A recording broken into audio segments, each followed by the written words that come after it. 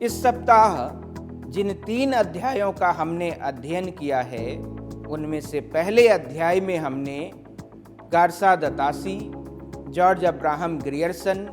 Edwin Greaves और F.E.K. के लिखे हिंदी साहित्य के इतिहास ग्रंथों पर चर्चा की है। हमारे सामने यह स्पष्ट हुआ है कि इन विदेशी इतिहास लेखकों की दृष्टि में हिंदी साहित्य को लेकर एक प्रकार की औपनिवेशिक मानसिकता मिलती है। हमने यह भी जाना है कि इन विदेशी इतिहास लेखकों ने हमारी भाषा को दरअसल हिंदी और उर्दू के रूप में 2 भाषाएं समझ ली थीं और उसी दृष्टि से हिंदी साहित्य का इतिहास लिखा है। दूसरे अध्याय में हमने यह जाना कि मिस्र बंधुओं ने और उससे भी पहले शिव सिंह सेंगर ने इन विदेशी इतिहास लेखकों के इतिहास दृष्टि से अलग हिंदी साहित्य के इतिहास की जरूरत को रेखांकित करते हुए हिंदी साहित्य के इतिहास लेखन की एक अलग समानांतर परंपरा का सूत्रपात किया, जिस पर आगे चलकर हिंदी साहित्य के इतिहास लेखन की व्यवस्थित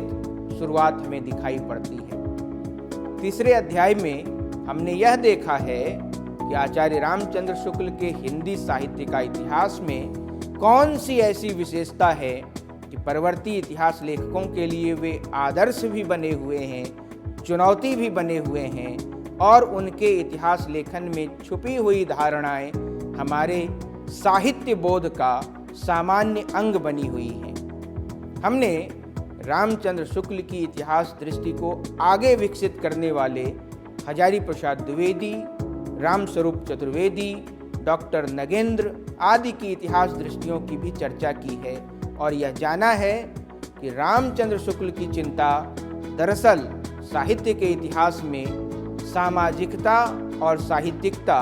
इन दोनों की रक्षा करने की थी और इसी पीठिका पर आगे चलकर हिंदी साहित्य का इतिहास लेखन विकसित होता है। अगले सप्ताह में हम हिंदी साहित्य के इतिहास लेखन में और साहित्य के इतिहास लेखन में ही काल विभाजन की जरूरत की चर्चा करेंगे।